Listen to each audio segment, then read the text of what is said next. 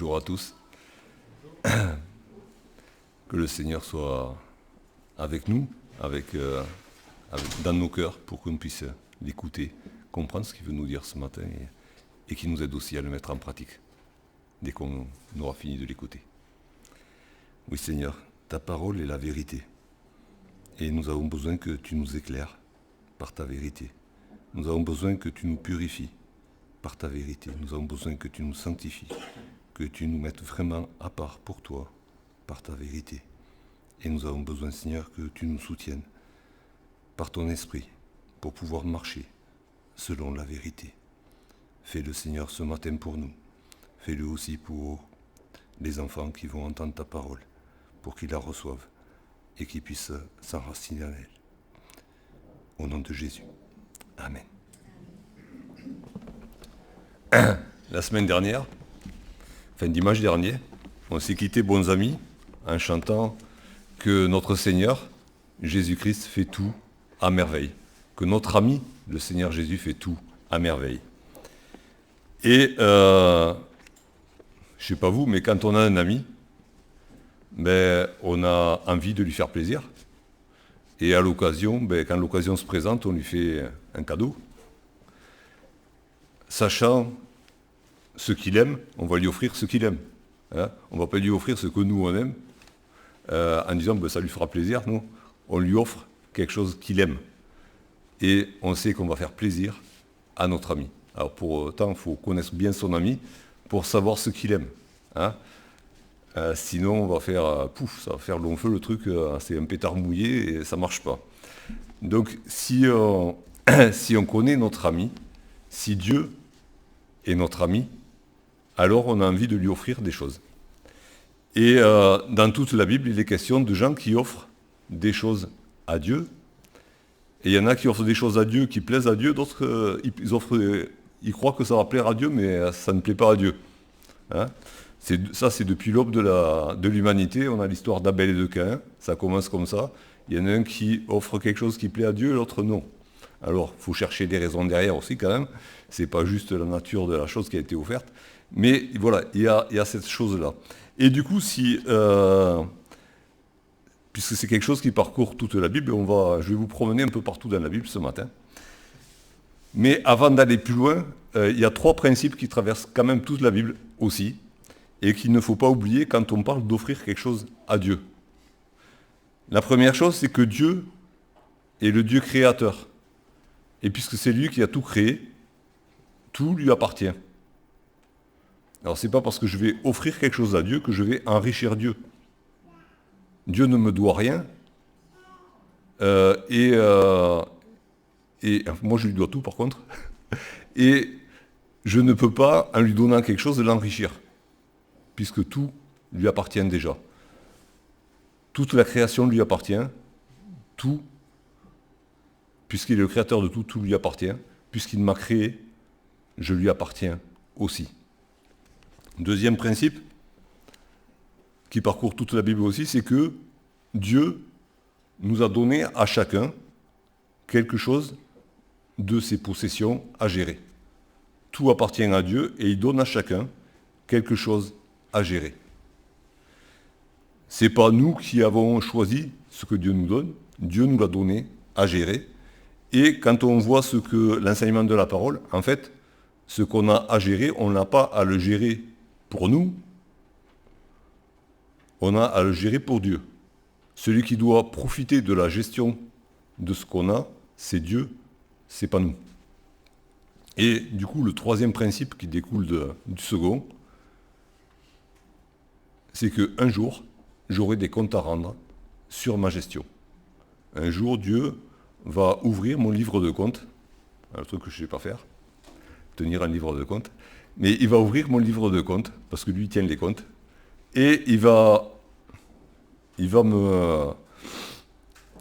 évaluer la gestion de ce qu'il m'a donné à gérer. Et il y a plusieurs paraboles sur ce sujet-là que Jésus a raconté. Il y a aussi des avertissements dans les prophètes, sur les autorités en Israël qui ne géraient pas justement comme il fallait, mais ils géraient pour eux-mêmes, pour s'enrichir eux-mêmes. C'est un principe qui parcourt toute la Bible et c'est quelque chose qui va arriver. Alors, la question qu'on peut se poser aussi derrière, c'est est-ce que ce jour-là, le jour de la grande assemblée générale, où il n'y aura que des trésoriers, parce que tous les enfants de Dieu sont des trésoriers dans cette assemblée générale, est-ce que le Seigneur va nous donner quitus et approuver tous les comptes, ou est-ce qu'il aura des choses à redire? Donc ça, c'est les 3 principes. Tout appartient à Dieu. Dieu m'a donné une partie de ce qui lui appartient à gérer pour lui, et un jour, je devrais lui rendre compte. Ça, il faut le garder toujours derrière la tête. Après, ce principe d'offrir des choses à Dieu, ça commence de la première page de la Bible, pratiquement jusqu'à la dernière. Donc sauf que des fois, on peut voir comme des différences entre l'Ancien et le Nouveau Testament. Alors oui, il y a des différences qui sont peut-être juste apparentes, mais on peut s'y arrêter un petit peu quand même. Alors dans l'Ancien Testament, et puis bon, on le sait bien puisque ces temps-ci, on est en train d'étudier le livre du Lévitique, il y a des offrandes que Dieu demande et qui sont détaillées dans la manière de faire, qui sont même détaillées dans les quantités des fois. Il y a telle mesure de farine, telle mesure d'huile, telle mesure de vin à offrir avec tel sacrifice.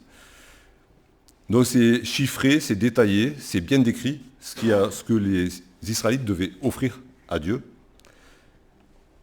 Et puis dans le Nouveau Testament, c'est beaucoup plus général, beaucoup plus global. Et on a par exemple dans Romains 12, offrez vos corps comme un sacrifice vivant, ce qui sera de votre part un culte raisonnable. Donc là, il n'y a rien de chiffré, c'est tout. Ok ? Il n'y a même pas besoin de réfléchir. C'est tout, toute votre vie, offrez-la à Dieu.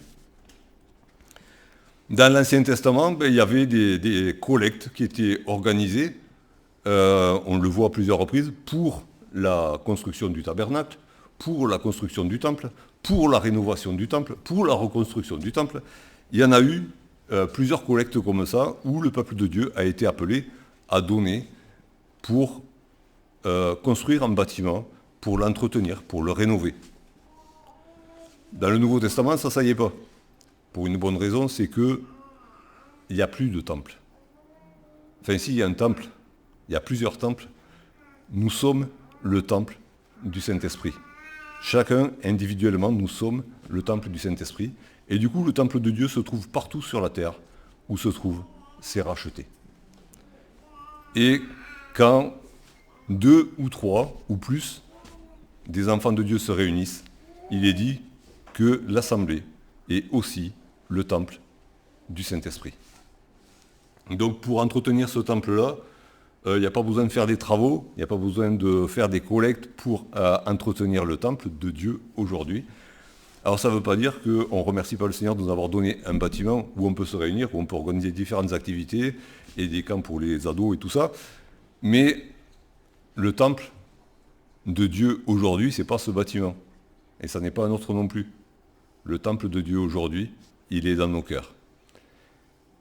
Et du coup, une assemblée peut exister sans avoir un local défini où se réunir. Et il y a tant et tant de nos frères, dans le passé, au présent et certainement dans l'avenir, qui se réunissent ailleurs, en plein air, dans les cavernes, dans leur maison, où que ce soit. Mais c'est le temple du Saint-Esprit qui est là. Dans l'Ancien Testament, il y avait des offrandes qui étaient demandées pour Dieu lui-même, et des offrandes qui étaient demandées pour les Lévites, toute la tribu de Lévi, en particulier les sacrificateurs, qui consacraient leur vie au culte de l'Éternel, à la maison de l'Éternel et à l'enseignement du peuple. Donc il y avait ces offrandes-là qui étaient demandées pour Dieu et pour les Lévites. Qu'est-ce qu'on a dans le Nouveau Testament ? Dans le Nouveau Testament, Dieu ne demande rien pour lui. Il n'y a aucun passage où Dieu demande qu'on fasse des collectes pour lui. D'accord ? Par contre, il y a des exemples de collectes qui sont décrits.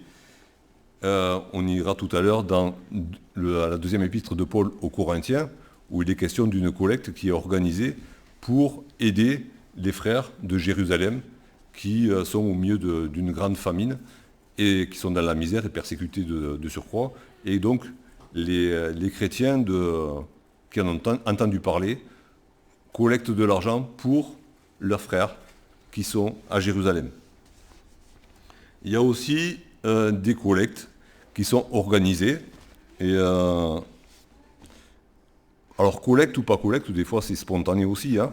C'est des dons spontanés qui sont faits, qui sont cités, notamment dans l'épître aux Galates, Galates au chapitre 6. Alors là, il n'est pas question de collecte, mais c'est juste les remerciements, hein, les remerciements de Paul aux Galates. Ah non, c'est pas celui-là. Bon, c'est pas grave. Mais voilà, je viendrai après au remerciement de Paul. Galates 6,6, que celui à qui l'on enseigne la parole fasse part de tous ses biens à celui qui l'enseigne. Paul dit aux Galates, ben voilà, il y a des hommes qui ont consacré leur vie au service de Dieu dans la parole pour vous enseigner. Il est convenable que vous subveniez à leurs besoins. Eux, ils vous donnent de la nourriture spirituelle, vous allez leur donner de la nourriture matérielle. Donc ça, c'est un principe qu'énonce Paul aux Galates. Et puis, dans Philippiens, au chapitre 4, Philippiens chapitre 4, au verset 18, Paul remercie les Philippiens. « J'ai tout reçu et je suis dans l'abondance. J'ai été comblé de bien en recevant par Épaphrodite ce qui vient de vous comme un parfum de bonne odeur, un sacrifice que Dieu accepte et qui lui est agréable. » Les églises l'église qui était à Philippe avait eu à cœur de faire une collecte et d'envoyer cet argent à Paul pour qu'il puisse continuer à prêcher l'évangile sans avoir à s'inquiéter de savoir ce qu'il mangerait à midi. Hein. Et donc c'est un principe qu'appliquaient aussi les premières églises.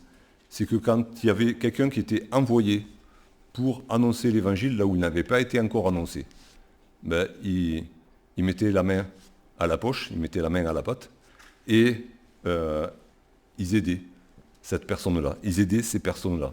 Toute l'équipe de Paul était souvent soutenue par des églises comme ça, qui donnaient pour que l'évangile puisse se répandre.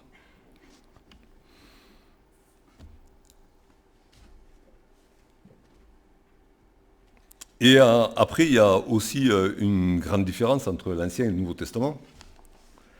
C'est que dans l'Ancien Testament, il y avait un endroit que Dieu avait fixé où les croyants allaient apporter leur adoration et leur offrande. Et cet endroit-là, quand Jésus était sur la terre, c'était Jérusalem. Et c'était Jérusalem depuis longtemps. Hein. Depuis l'époque du roi David, c'était Jérusalem. Et d'ailleurs, dans le passage qu'on a lu tout à l'heure, ça avait continué, il y avait ce débat entre Jésus et la femme samaritaine qui lui demande, mais où est-ce qu'on doit adorer Dieu, hein. Parce que les Juifs, ils disent c'est à Jérusalem, nos ancêtres ont dit c'est sur cette montagne-là, mais où est-ce qu'il faut adorer Dieu? Et Jésus lui répond, le temps vient où ça ne sera plus ni à Jérusalem, ni sur cette montagne. Mais Dieu cherche des adorateurs en esprit et en vérité. Ce n'est pas dans un lieu que ça se passe, c'est dans le cœur et dans la vie de tous les jours. Et on peut lire dans l'Épître aux Hébreux,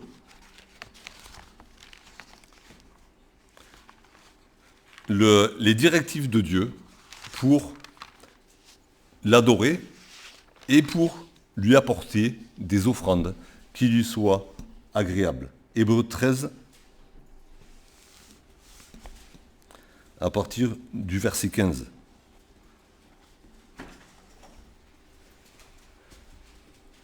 Par lui, donc par Jésus-Christ, parce qu'on ne peut rien offrir par nous-mêmes, mais on peut offrir à Dieu en passant par Jésus-Christ, en étant caché en Christ. Par lui, offrons sans cesse à Dieu un sacrifice de louange, c'est-à-dire le fruit de lèvres qui confesse son nom. Et n'oubliez pas la bienfaisance et la libéralité, car c'est à de tels sacrifices que Dieu prend plaisir. Alors oui, on va dire il y a des différences, du moins apparentes, entre ce que Dieu demande dans l'Ancien Testament et ce qui nous est demandé à nous aujourd'hui dans le Nouveau Testament. Et pourtant, on a toute la Bible pour nous. Donc ces différences, je vous le dis tout de suite, elles sont juste apparentes. Hein, c'est, à première vue, on croirait que c'est des différences. C'est juste que Dieu se révèle progressivement. Alors qu'en est-il des offrandes, hein, puisque là il est question de libéralité et de bienfaisance. Qu'en est-il donc de ces offrandes? Comment est-ce que Dieu veut qu'on donne? Et Paul en parle aux Corinthiens dans la 2e épître qu'il leur écrit, et il pose le principe de base. Le principe de base des offrandes qui ne sont plus pour Dieu, pour le coup, hein, ils ne sont plus pour le temple de Dieu.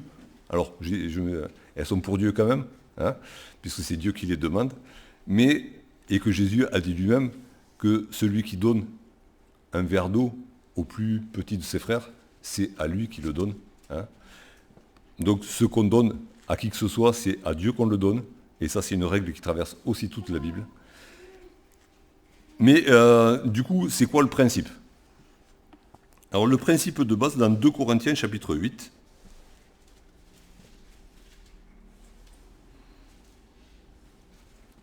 je suis dans 1 Corinthiens, ça ne va pas le faire. 2 Corinthiens chapitre 8.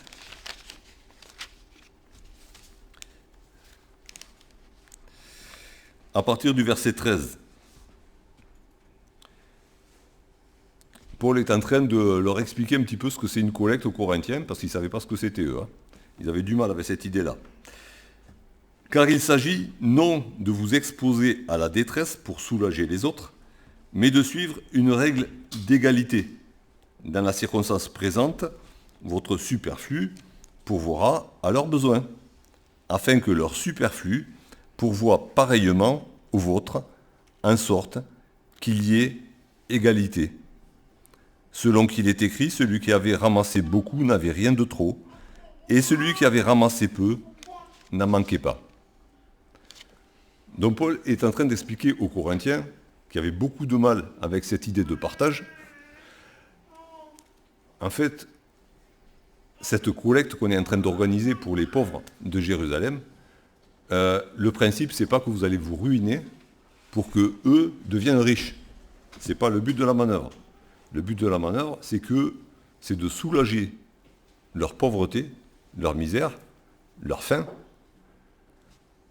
en leur donnant juste votre superflu, ce que vous avez de trop. Hein. Vous voyez que bon, les Corinthiens, on le sait dans la première épître aux Corinthiens, Paul les reprend parce que quand ils se réunissaient pour manger ensemble, chacun portait sa gamelle, et puis chacun gardait sa gamelle.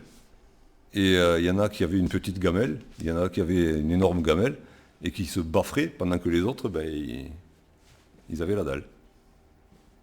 Donc on se met dans ce contexte-là, et c'est pas pour jeter la pierre aux Corinthiens, c'est pour nous examiner nous-mêmes. Hein.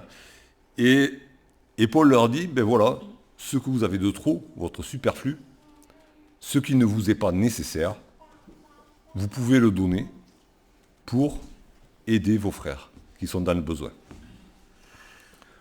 Alors du coup, la question qu'on peut se poser, c'est quoi le superflu? Alors, on a tous une définition différente du superflu, parce qu'en fait, on a tous une définition différente de ce qui nous est nécessaire. Hein, ce qui est nécessaire, c'est carrément le truc dont on ne peut pas se passer. Hein. Bon, il est nécessaire de respirer pour vivre. Hein. Même si on veut faire plaisir aux voisins, on ne peut pas s'arrêter de respirer. Je te donne mon oxygène. Et puis, ça ne va pas durer longtemps. On a besoin de manger. Et si on ne mange pas, on peut tenir un certain temps, mais au bout d'un certain temps, ça ne va plus le faire non plus. Donc, il y a des choses qui sont nécessaires à la vie. Et tout ce qui n'est pas nécessaire, par défaut, c'est du superflu. Alors, je ne sais pas si dans votre tête, vous êtes fait une liste de ce qui est superflu ou de ce qui est nécessaire dans votre vie. Je vous laisse 30 secondes, enfin non, pas 30 secondes, sinon je ne vais pas tenir le chrono. Mais vous avez déjà une petite idée, hein, vous avez des cerveaux qui marchent vite et bien, de ce qui est nécessaire. Et du coup, par définition, enfin par opposition, tout ce qui n'est pas nécessaire, c'est du superflu. Paul donne une définition de ce qui est nécessaire. C'est dans la parole de Dieu. Et c'était sa définition à lui, qu'il nous a transmise de la part de Dieu. Dans la première épître à Timothée, 1 Timothée au chapitre 6, accrochez-vous bien, 1 Timothée 6, le verset 8, « Si donc nous avons la nourriture et le vêtement, cela nous suffira. » Ça, c'est le nécessaire. Tout le reste, c'est du superflu. Bon, on a du superflu. Il n'y a pas à dire. Merci Seigneur pour tout ce que tu nous donnes. Mais le nécessaire, je pense qu'on l'a. On est tous habillés ce matin. Et j'espère que vous avez pu manger ce matin. Sinon, dites-le, on partagera. Mais voilà, si nous avons la nourriture et le vêtement, cela nous suffira. Alors du coup, voilà, la règle de base dans la maison de Dieu, dans la famille de Dieu, c'est que mon superflu, je le donne à celui qui n'a pas le nécessaire.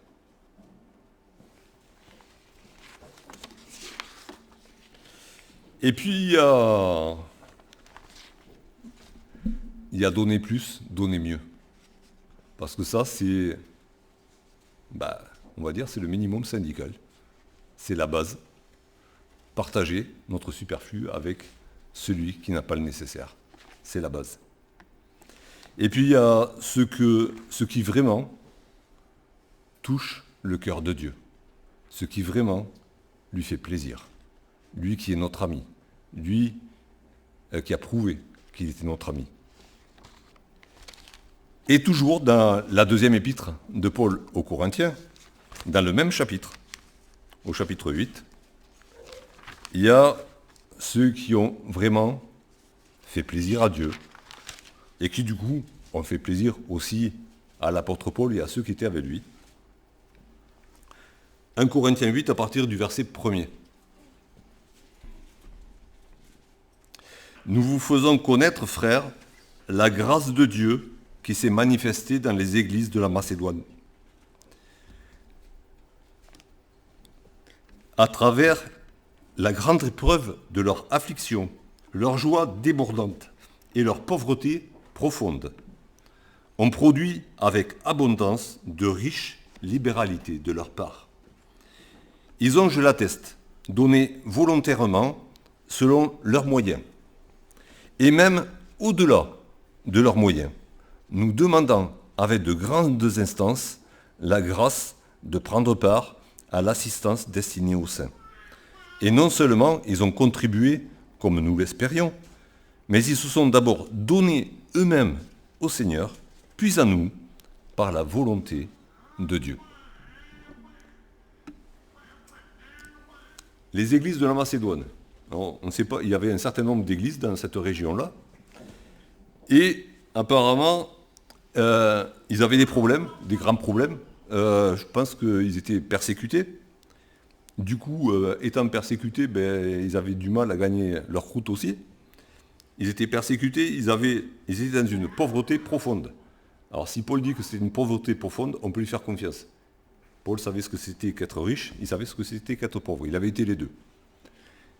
Et il évalue leur niveau de revenus à pauvreté profonde.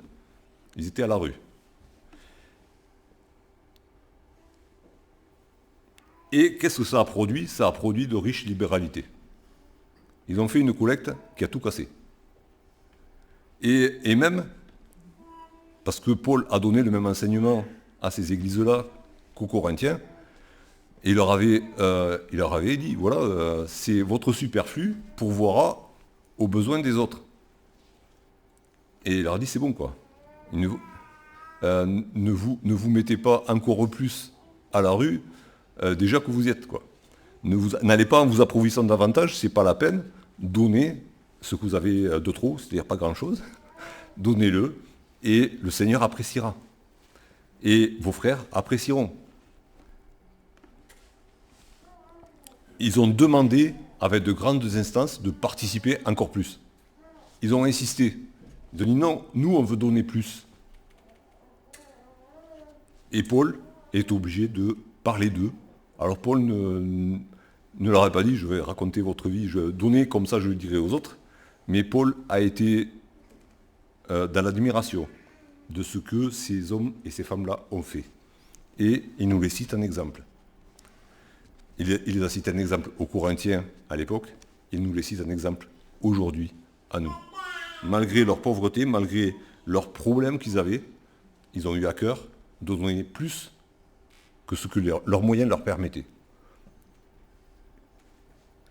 Ils ont donné leur superflu, c'était pas grand-chose, et ils ont entamé sur leur nécessaire aussi.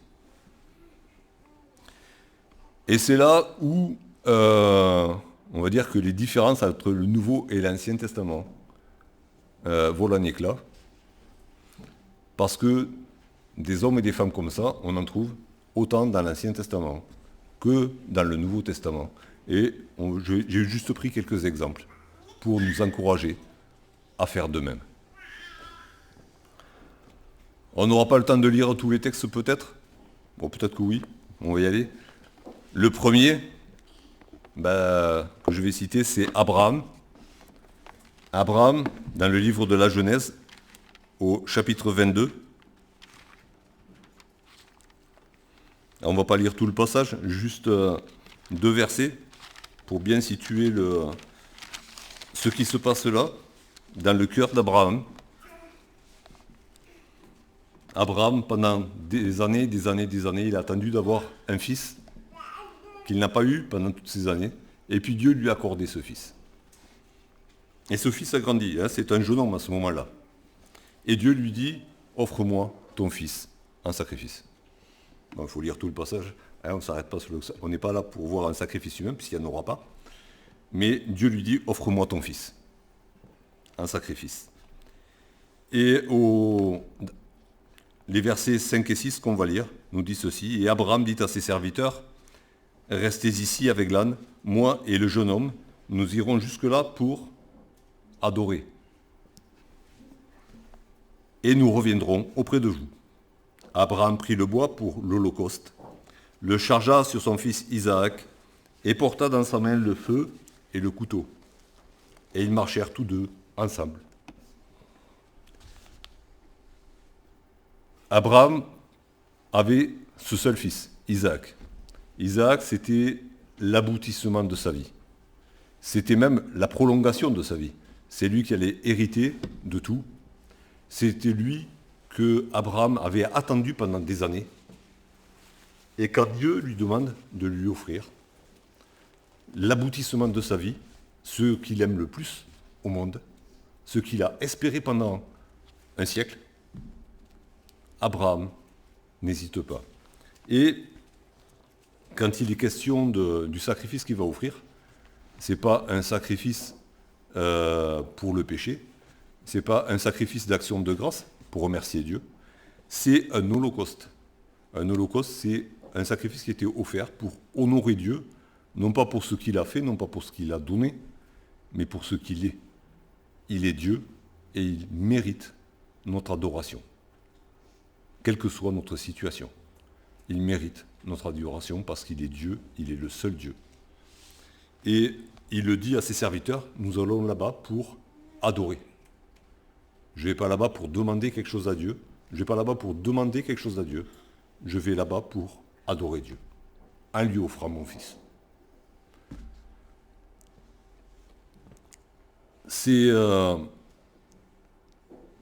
Abraham ne pouvait pas donner plus que ça.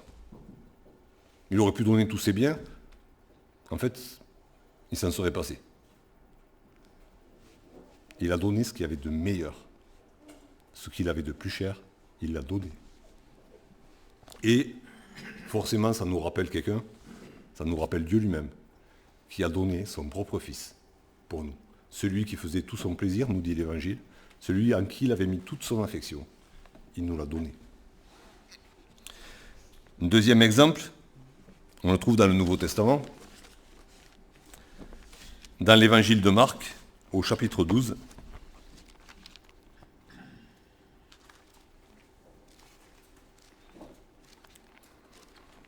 Marc au chapitre 12, à partir du verset 41.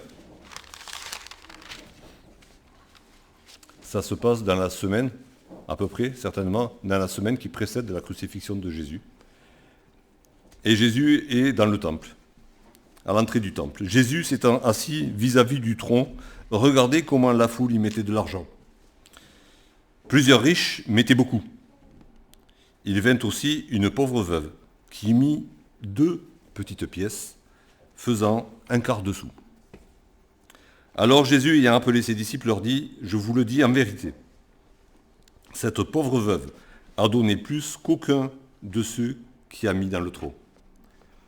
Car tous ont mis de leur superflu. » Et on retrouve le superflu. Hein? Mais elle a mis de son nécessaire, tout ce qu'elle possédait, tout ce qu'elle avait pour vivre.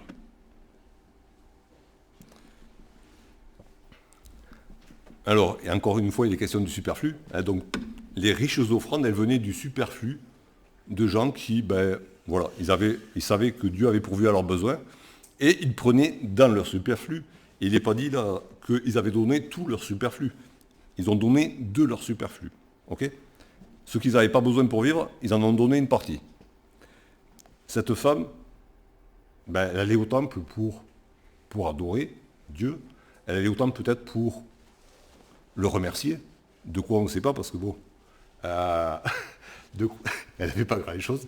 Elle n'était pas riche, elle n'était pas là. Voilà, elle était très très pauvre. Elle allait peut-être au temple pour demander quelque chose à Dieu aussi. Mais elle ne pouvait pas entrer dans le temple sans donner quelque chose à Dieu. C'était pas dans son cœur. Son cœur, il lui disait, tu vas adorer Dieu, mais tu vas donner quelque chose à Dieu. Pas juste des paroles. Et elle avait donné ce qu'elle avait. C'est-à-dire qu'en sortant du temple, elle n'avait plus rien. Elle a donné ce qu'elle avait pour vivre. Son dernier repas, elle a donné.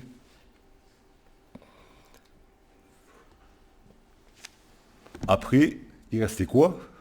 C'est pas, aller faire la manche, aller chercher du travail si quelqu'un voulait bien l'embaucher. Elle n'avait plus rien. Et imaginez la scène, c'est Jésus qui voit ça. Jésus, il n'est pas venu pour donner son dernier repas. Okay, il est venu vraiment pour donner tout ce qu'il avait pour vivre. Il est venu pour donner sa vie. Et Jésus était là. Il se préparait justement à donner sa vie. Et il a vu une femme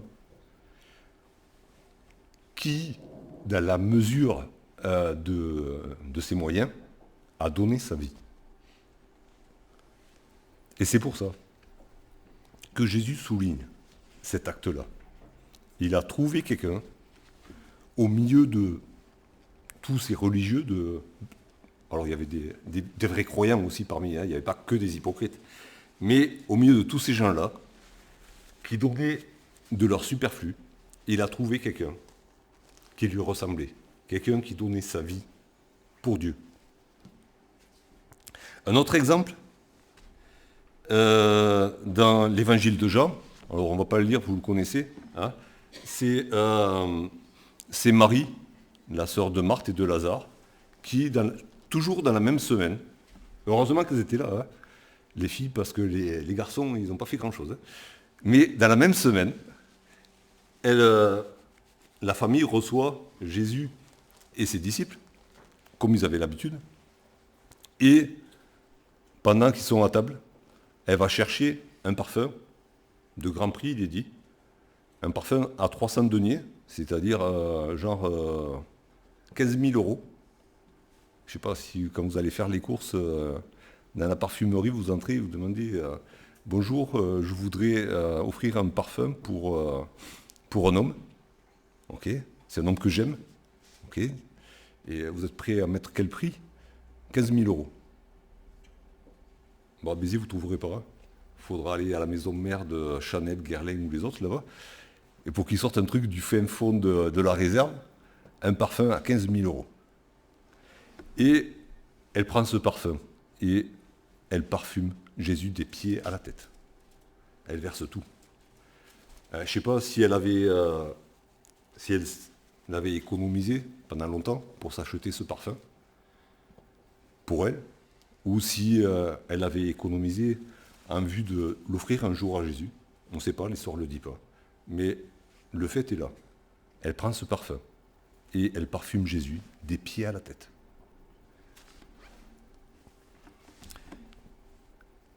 C'est complètement fou, hein, mais elle l'a fait parce qu'elle aimait Jésus, parce que Jésus était son ami.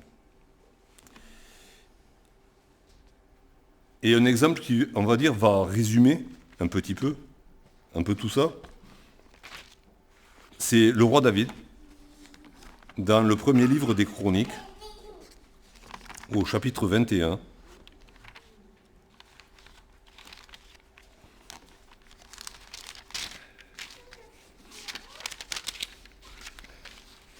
Alors ce qui s'est passé là, c'est que David a commis un péché à cause de son orgueil. Il a voulu savoir combien il pouvait avoir de guerriers à sa disposition pour étendre son royaume, ce que Dieu avait formellement interdit de faire.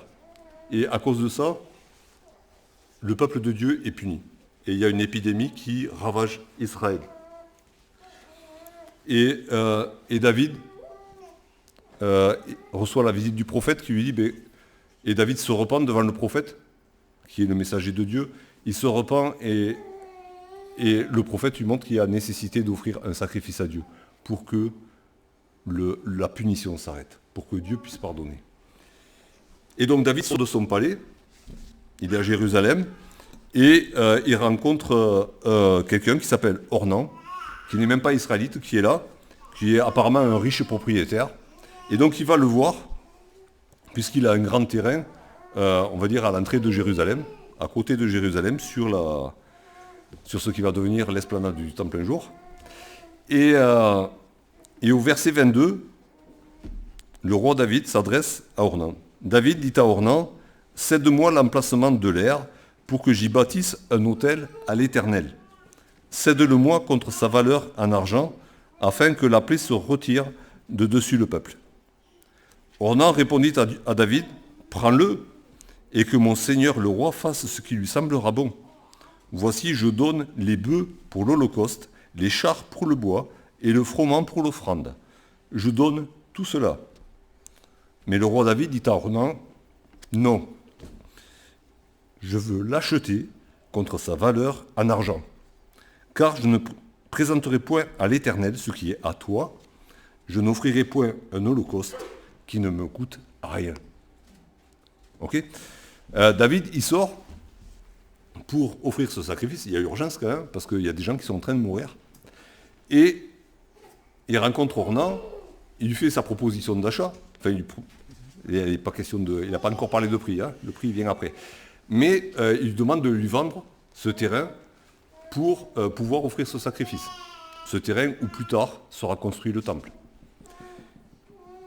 Et Ornan, alors, soit parce qu'il aime bien David, soit parce qu'il faut bien se faire voir, on ne sait pas pourquoi, ou soit parce qu'il craint Dieu, tout simplement, il dit à David, prends le terrain, prends mes bœufs, prends l'attelage, prends le blé qui est sur l'air, tout ça, prends-le et offre-le à Dieu. À la place de David, on aurait fait quoi? Hein? C'est une bonne affaire. Hein? J'étais parti pour investir, et puis on me fait cadeau. C'est une bonne affaire. Ben non. Eh ben non. Parce que David a dans le cœur un principe. C'est que quand on offre quelque chose à Dieu, c'est quelque chose qui nous coûte. C'est pas quelque chose qu'on récupère. C'est pas quelque chose qu'on a en solde. C'est pas quelque chose qui nous encombre et qu'on fait un vide-grenier pour Dieu. Allez, vas-y, sers-toi et ça me débarrassera. Non.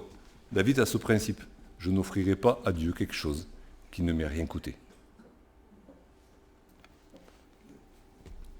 C'est ce qu'a fait Abraham. C'est ce qu'a fait cette pauvre veuve. C'est ce qu'a fait Marie. C'est ce qu'ont fait tant et tant de croyants de l'Ancien comme du Nouveau Testament. Ils ont offert quelque chose qui leur coûtait.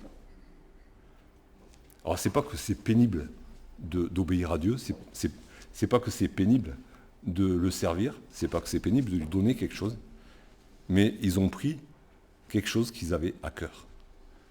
L'aboutissement de leur vie, l'aboutissement de tous leurs projets, leurs économies qu'ils avaient mis de côté depuis des années peut-être, ce qui leur restait pour vivre, le dernier repas,